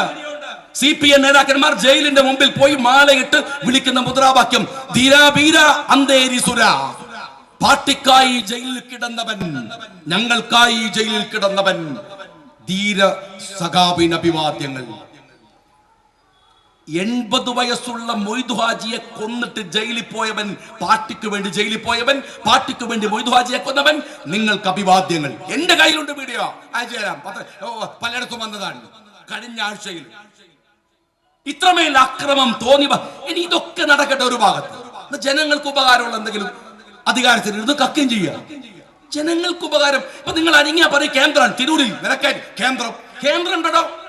ആരാ പറഞ്ഞ ഞങ്ങൾ കേന്ദ്രത്തിന്റെ നെറികേടല്ലേ ഇതുവരെ പ്രസംഗിച്ചത്? പക്ഷെ ഇവിടെ മാത്രമേ കേന്ദ്രമുള്ളൂ. തമിഴ്നാട്ടിന്റെ കേന്ദ്രം ബംഗ്ലാദേശും, കർണാടകയുടെ കേന്ദ്രം പാകിസ്ഥാനോ? അല്ലല്ലോ, ഇന്ത്യൻ അല്ലേ. പിന്നെ തിരൂരിൽ പോയി ഡീസൽ അടിച്ചാൽ അതിനേക്കാൾ 10 രൂപ കുറവാണല്ലോ കർണാടകയിൽ പോയി അടിച്ചാൽ. അതെന്തേ? റഷ്യന്ന് കർണാടക നേരിട്ട് പെട്രോൾ വാങ്ങുന്നുണ്ടോ? ഈ മോദി കൊടുക്കുന്ന പെട്രോളിനല്ലേ? എങ്ങനെ 10 രൂപ കുറവ്? അവിടെ ഭരിക്കാൻ അറിയണ കോൺഗ്രസ് ഭരിക്കണത്, മനസ്സിലായോ? അതുകൊണ്ട് 10 രൂപ കുറവാണ്. ഇവിടുത്തെ അരിയുടെ വിലയാണോ മുണ്ടിൽപ്പട്ടിയിൽ അരിയുടെ വില? ഇവിടുത്തെ മുളകിന്റെ വിലയാണോ അങ്ങ് എന്താണ് തമിഴ്നാട്ടിൽ പോയാൽ അവിടുത്തെ മുളകിന്റെ വില? അല്ലല്ലോ. നിങ്ങൾ ഈ വില പിടിച്ചു കയറ്റാൻ നിർത്താൻ എന്താ ചെയ്തത്? എന്ത് സംവിധാനം ചെയ്തത്? എന്താ സ്ത്രീകൾ ഇരിക്കണ്? ഞാൻ എല്ലായിടത്തും പോകുമ്പോൾ സ്ത്രീകളോട് പറയാറുണ്ട്, വെറുതെ ഇവിടെ നിന്നിട്ട് തമിഴ്നാട്ടിലോ കർണാടകയിലോ പോയിക്കൊള്ളിന്ന്. എന്തൊരു സുഖാണെന്ന്. ഇപ്പം ഭർത്താവ് പോയിട്ട് രാവിലെ ഒന്ന് തെറ്റി, ടെൻഷനൊക്കെ ഉണ്ടാവുമല്ലോ, ഒരു പിരിമുറുക്കം, നേരെ ബസ് കയറി കുത്തിർക്കുക. അപ്പൊ അങ്ങനെ കാഴ്ചകളൊക്കെ കാണുമ്പോൾ മനസ്സിലെ പിരിമുറുക്കൊക്കെ ഒന്നായും വൈകുന്നേരം ആകുമ്പോൾ മൂപ്പര ചൂടും മാറും, ഉഷാറായി. കാരണം എന്താ? ബസ്സിന് പൈസ കൊടുക്കണ്ട പെണ്ണുങ്ങൾക്ക്. ബസ്സിന് പൈസ ഇല്ല. തമിഴ്നാട്ടിലും കർണാടകയിലും പെണ്ണുങ്ങൾക്ക് ഏടെ പോവാനും പൈസ ഇല്ല. പൈസ വേണ്ട, 10 രൂപ വേണ്ട, ബസ് കയറി കുത്തിർത്താൽ മതി. അത് ഞങ്ങള് ഇത് ഇവിടെ വന്നാല് ബസ്സിന് പൈസയും കൊടുക്കണം, കയറുന്ന വഴിക്ക് ബസ്സിന്റെ മുകളിൽ ആ മുഖ്യമന്ത്രിന്റെ മോന്തോയും കാണണം. അവിടെ കൂടി അന്ന് വെള്ളം ഇറങ്ങൂല. എന്തൊരു കഷ്ടാണ്! എന്തൊരു മനുഷ്യനെ എന്ത് ജാതി ഉപദ്രവമാണോ നിങ്ങൾ ഉപദ്രവിക്കുന്നത്? എന്നിട്ട് AK ബാലൻ പറയുന്നത് ഇതൊക്കെ ശരിയാണ്. എന്നാലും സഖാക്കളെ, നിങ്ങൾ വോട്ട് ചെയ്യണം. എന്തേ? നമുക്ക് നമ്മളെ ചിഹ്നം രക്ഷിക്കണം, അല്ലെങ്കിൽ എന്താണ് എലിപ്പൊട്ടിയായി പോകും. ഇവിടെ ഞങ്ങൾ ഇന്ത്യ രാജ്യം രക്ഷിക്കുന്ന ആലോചിച്ച് കൊടുക്കുമ്പോൾ നിങ്ങൾ ചിഹ്നം രക്ഷിക്കണ കാര്യം നടക്കുന്നത്. എന്തൊരു സാമാന്യ യുക്തി വേണ്ട? ബാലനോട് ഞാൻ പറയുന്നു, ബാലൻ അല്ലെങ്കിൽ ബാല എന്തിനാ ഈ ടെൻഷൻ? ഈ ചിഹ്നെ അതിന് മാത്രം ചൊറുക്കുള്ള ചിഹ്നത്തെ അരിവാട്, ചുറ്റിക, സകലമായി മാരകായി. എന്നാ പിന്നെ നിങ്ങൾ ബേജാറാണ്ടത്. കുറച്ചുകൂടി നല്ല ചിഹ്നം ബോംബാണ്. കളി, ബോംബായി കളി. അരിവാളാകുമ്പോൾ ഒരുത്തനെ കൊല്ലാൻ പറ്റും, ചുറ്റിക്കാണെങ്കിൽ ഒരുത്തനെ അടിക്കാൻ പറ്റും. ബോംബാകുമ്പോൾ കുറെ ആളെ കൊല്ലാതോ. ബോംബല്ല നിങ്ങൾക്ക് നല്ലത്. ചിഹ്നം രക്ഷിക്കാൻ നടക്കുകയാണ് ഒരു പാർട്ടി ഈ രാജ്യത്ത്. നിങ്ങളുടെ ബഡായും നേതാക്കന്മാരുടെ വരവൊക്കെ കണ്ടാൽ വിചാരിക്കും ഇവര് വലിയ സംഭവമാണ്. എന്റെ സഖാക്കളെ, അറിയാത്തവരുണ്ടെങ്കിൽ ദയവേത് ഗൂഗിൾ എടുത്തിട്ട് ഒന്ന് സെർച്ച് ചെയ്യും. ഇന്ത്യ മഹാരാജ്യത്ത് ഈ തെരഞ്ഞെടുപ്പ് എവിടേക്കാ നടക്കുന്നത്? 543 മണ്ഡലത്തിലാണ് നടക്കുന്നത്. നിങ്ങൾ എവിടേക്കാ ഉള്ളത്, എവിടേക്കാ മത്സരിക്കണത് ഒന്ന് പരിശോധിച്ച് നോക്ക്. ഇപ്പൊ പഞ്ചാബി ഹൗസ് എന്ന് പറയുന്ന സിനിമയില് ദിലീപ് ഹരിശ്രീ അശോകൻ ഇങ്ങനെ മെലിഞ്ഞുണങ്ങിയിട്ടാണല്ലോ. ഹരിശ്രീ അശോകനോട് പറയുന്നുണ്ട്, കല്യാണം കഴിക്കണമെങ്കിൽ മിനിമം താലി കെട്ടാനുള്ള ആരോഗ്യങ്ങളും വേണമെന്നാണ്. എടോ സഖാവേ, 543 മണ്ഡലത്തിലേക്ക് തെരഞ്ഞെടുപ്പ് നടക്കുമ്പോൾ മിനിമം ഒരു 30 സീറ്റിലെങ്കിലും നോമിനേഷൻ കൊടുക്കാനുള്ള ആരോഗ്യങ്ങളും വേണ്ടേ? എന്നിട്ടേ നിൽക്കേണ്ടത്. അതെങ്കിലും വേണ്ടേ? അതുമില്ല. എന്നിട്ട് വെറുതെ അപ്പൊ ലീഗോ? ഞങ്ങൾ ചെറിയ പാർട്ടിയാണ്, ഞങ്ങൾ ചെറിയൊരു അരുവിയാണ്. അതാണ് ഇന്ത്യ എന്ന് പറയുന്നത് ഈ മഹാസമുദ്രത്തിന്റെ കൂടെ ഞങ്ങൾ കൂടെ ചേർന്ന് നിൽക്കുന്നത്. അതൊരു ബുദ്ധിയാണ്, കോമൺ സെൻസ് ആണ്. അതില്ലെങ്കിൽ ഈ പൊട്ടത്തരവും പറഞ്ഞിട്ട് തേരാപ്പാര നടക്കാം. ഞാൻ നിങ്ങളോട് ചോദിക്കട്ടെ, ഇന്ത്യ രാജ്യത്ത് നിങ്ങൾക്ക് ഇപ്പൊ നിലവിൽ എത്ര MP മാരുണ്ട്? 3 ആള് അല്ലേ? ഒരു തരി കേരളത്തിൽ നമ്മൾ ആരിഫ് ഒറ്റ തരിയേ ഉള്ളൂ. ബാക്കി 2 എണ്ണം തമിഴ്നാട്ടിൽ നിന്നാ. ആരാ വോട്ട്? രാഹുലിന്റെ ഫോട്ടോ വെച്ച് കിട്ടിയ വോട്ടാണ് ഇല്ലേ? കോൺഗ്രസിന്റെ കൂടെ നിന്നിട്ട് കിട്ടിയ വോട്ടാണ്, ലീഗിന്റെ കൂടെ നിന്നിട്ട് കിട്ടിയ വോട്ടാണ്, അവിടുത്തെ DMK-യുടെ കൂടെ നിന്നിട്ട് കിട്ടിയ വോട്ടാണ്. നിങ്ങൾ അത്രേ ഉള്ളൂ. ഇപ്പൊ തന്നെ ഈ മാഹിയിൽ നിങ്ങൾ ആലോചിച്ചു, മാഹി ബൈപ്പാസ് വന്നപ്പോ ഞാനൊക്കെ ഹാപ്പിയാണ്. കാര്യം എന്താണ്? കണ്ണൂർ പോയി വരണമെങ്കിൽ ആ കോൺസ്റ്റൻസിൽ, പഴയ കോൺസ്റ്റൻസി ആണെങ്കിൽ ഇടയ്ക്ക് പോയി പല പരിപാടിക്കും പോയി വരാൻ സുഖമാണ്. സ്പീഡിൽ മാഹി കടന്നു പോകും, അല്ലെങ്കിൽ വലിയ ഇടങ്ങാറാണ്. പക്ഷെ സഖാക്കൾക്ക് അത് ഇഷ്ടമായിട്ടില്ല. കാര്യം എന്താണ്? മാഹിയിലൂടെ അങ്ങനെ മുദ്രാവാക്യം വിളിച്ചു വരികയാണ്, അതിപ്രഗത്ഭനായ രാഹുൽ ഗാന്ധിക്ക് വേണ്ടറിയുമ്പോഴത്തേക്ക് വടകരെത്തി. അപ്പൊ പിന്നെ വേണ്ടിയില്ല, വടകരെത്തി. ഇത് കാരണം ഭയങ്കര സ്പീഡാണ്. പണ്ടാണ് ഒരു മുദ്രാവാക്യം തീർക്കാൻ സമയമുണ്ട്. ഇത് ബൈപ്പാസ് സ്പീഡ് ആയതുകൊണ്ട് രാഹുൽ ഗാന്ധിക്ക് വേണ്ടറിയുമ്പോഴത്തേക്ക് വടകര. അത്രേ ഉള്ളൂ. എന്നിട്ട് ചോദിക്കാണ് ലീഗിന്റെ കൊടി ഞങ്ങൾ ഏതെങ്കിലും കെട്ടിക്കൊള്ളാം, ഇനി കെട്ടണില്ല എന്ന് വെച്ചോളി. നിങ്ങളെ കൊടി ഏതെങ്കിലും ഒരു സ്ഥലത്ത് ഉറപ്പിച്ച് കെട്ട്, ഏതെങ്കിലും ഒരു സ്ഥലത്ത്. അതൊക്കെ ഇങ്ങനെ ഒരു പാർട്ടി ഒരു നിലപാടും പരിപാടിയും പാർട്ടിയും ഇല്ലാതെ ഇങ്ങനെ നടക്കുകയാണ്. ഇപ്പൊ ഏതെങ്കിലും ഒരു ദേശീയ തലത്തിലെ കാഴ്ചപ്പാട്, അതല്ലെങ്കിൽ ദേശീയമായി നിങ്ങൾക്ക് ചെയ്യാൻ കഴിയുന്ന ഒരു അവസ്ഥാന്തരം ഒന്നുമില്ല. ഞാൻ സഖാക്കളോട് ഒറ്റ കാര്യം ചോദിക്കട്ടെ, ഈ 26-ാം തീയതിക്ക് ശേഷമുള്ള സീതാറാം യെച്ചൂരിയുടെ യാത്രാ പരിപാടി ഒന്ന് പുറത്തുവിടോ? ഈ 26-ാം തീയതി കഴിഞ്ഞിട്ട് സീതാറാം യെച്ചൂരി ഇന്ത്യയിൽ എവിടേക്കാ വിസിറ്റ് ചെയ്യുന്നത്? എടോ, രാഹുൽ ഗാന്ധിന്റെ വണ്ടി തൂങ്ങി നടക്കാൻ പോകുന്നത് ഇന്ത്യ മുഴുവൻ. 26-ാം തീയതി വരെ ഉള്ളൂ തിരൂരും താനൂരുള്ള ട്രിപ്പടി. അത് കഴിഞ്ഞാൽ പുറത്തോളം ബാക്കിയുള്ള തെരഞ്ഞെടുപ്പ് നടക്കുന്നുണ്ട്. അവിടെ അതൊന്നുമില്ല. 26-ാം തീയതി വരെയുള്ള ഷെഡ്യൂളാണ് ഇപ്പൊ പുറത്തുവിട്ടുള്ളൂ. നിങ്ങൾ ധൈര്യം ഉണ്ടെങ്കിൽ 26-ന് ശേഷമുള്ള ഈ സീതാറാം യെച്ചൂരിയുടെ ഷെഡ്യൂൾ ഒന്ന് പുറത്തുവിടും. എവിടെ പോയി പ്രസംഗിക്കുന്നത് ഞങ്ങളൊന്ന് നോക്കട്ടെ. എവിടെ പോയി പ്രസംഗിക്കാം? ഒന്ന് ഒരേ കുത്തിർക്കണം, അല്ലെങ്കിൽ ഇന്ത്യ മുന്നിന്റെ ബാക്കിൽ നടക്കണം. എന്നിട്ട് ഇവിടെ വന്നിട്ട് ഈ തലയില്ലാത്ത തീമ കയറിയ മാതിരി ഒരു ഐഡിയ ഇല്ല, പരിപാടിയില്ല, ഓരോരുത്തരും വിളിച്ച് മൂച്ചുമ്പ കയറ്റുക. നിലപാട് പാർട്ടി എന്ന് പറഞ്ഞാൽ അതിനൊരു അന്തണ്ടാവണ്ടേ, ചോദിക്കുന്നതിന് കൃത്യമായ ഒരു ഉത്തരം പറയാൻ കഴിയണ്ടേ. ഞങ്ങൾ എന്തിനാ സമദാനി സാഹിബിനോട് ജയിക്കണം എന്ന് പറയുന്നത്? എന്തിനാ ജയിക്കണം എന്ന് പറയുന്നത്? നിങ്ങൾക്കറിയില്ലേ രാഹുൽ ഗാന്ധി കാശ്മീരിന്റെ തെരുവിൽ ഒരു പെൺകുട്ടി ബലാത്കാരം ചെയ്യപ്പെട്ടു എന്ന് കേൾക്കുമ്പോൾ അർദ്ധരാത്രി തണുത്തുറന്ന് മരവിച്ചു കിടക്കുകയാണ് ഡൽഹി. ആ പുതപ്പ് വലിച്ചെറിഞ്ഞ് ഡൽഹിയുടെ തെരുവിലേക്ക് സമരത്തിന്റെ പ്രതിഷേധത്തിന്റെ കൊടുങ്കാറ്റുമായി ഇറങ്ങി വന്ന മനുഷ്യനാണ് ആ മനുഷ്യൻ. അദ്ദേഹം അങ്ങനെ ഇറങ്ങി പോകുമ്പോ ചാഞ്ചല്യമില്ലാതെ ഞങ്ങളുണ്ട് പിറകെ എന്ന് പറയാൻ ഈ മലപ്പുറത്ത് നിന്ന് ഞങ്ങൾ പറഞ്ഞു വിടുന്നത് അബ്ദുസ്സമദ് സമദാനിയെയാണ്. കാരണം അവിടെ അതിന് ഉറപ്പിച്ച് പറയാം പോയിട്ട്. അപ്പോഴത്തേക്ക് തിരുവനന്തപുരത്തേക്ക് വിളിച്ചിട്ട് ഒന്ന് കിട്ടുമോ, പോകാൻ പറ്റുമോ, പങ്കെടുക്കാമോ? നിങ്ങൾ കണ്ടില്ലേ ആ റഹീം ഒരു വണ്ടി കയറി വിട്ടുപോയത് കണ്ടില്ലേ? ഞങ്ങള് മുദ്രാവാക്യം വിളിച്ച് ഹിന്ദിയിലായിരുന്നു, മനസ്സിലായില്ല, എല്ലാം വിളിച്ചു രാഹുൽ ഗാന്ധി സിന്ദാബാദ്. അത് ഹിന്ദിയിലും മലയാളത്തിലൊക്കെ ഒരുപോലെയാണല്ലോ. അതുകൊണ്ട് എന്ത് പാർട്ടിയാണ് ഇത്? ഞാൻ അറിയായിട്ട് ചോദിക്കട്ടെ, എന്റെ സ്നേഹമുള്ളവരെ, ഇതൊരു ഗൗരവപ്പെട്ട തെരഞ്ഞെടുപ്പാണ്. പ്രതീക്ഷാ നിർഭരമാം വിധത്തിൽ ഇന്ത്യ തിരിച്ചു വരികയാണ്. ഇന്ത്യക്ക് വന്നേ മതിയാവും. വെറും ഒരു 15% വോട്ട് കൊണ്ട് 85% ഒന്നും നിരന്തരമായി നിർത്താനാവില്ല. നിങ്ങൾ ചെയ്യുന്ന വോട്ട് സമദാനിക്കല്ല, നിങ്ങൾ ചെയ്യുന്ന വോട്ട് ഇന്ത്യക്കാണ്, ഈ രാജ്യത്തിനു വേണ്ടിയാണ്. ഈ രാജ്യത്തെ തിരിച്ചു പിടിക്കാനുള്ള പോരാട്ടത്തിലാണ് നമ്മളുള്ളത്. അതുകൊണ്ട് നിങ്ങളുടെ വോട്ടുകൾ ഐക്യജനാധിപത്യ മുന്നണിക്ക് നൽകണം എന്ന് പറയാനാണ് ഈ യോഗം. ചെയ്യണമെന്ന് അപേക്ഷിച്ചുകൊണ്ട് നിങ്ങളുടെ സുഹൃത്തുക്കളോട് പറയണമെന്ന് അഭ്യർത്ഥിച്ചുകൊണ്ട് അഭിവാദനം നിർത്തുന്നു. ജയ് ഹിന്ദ്.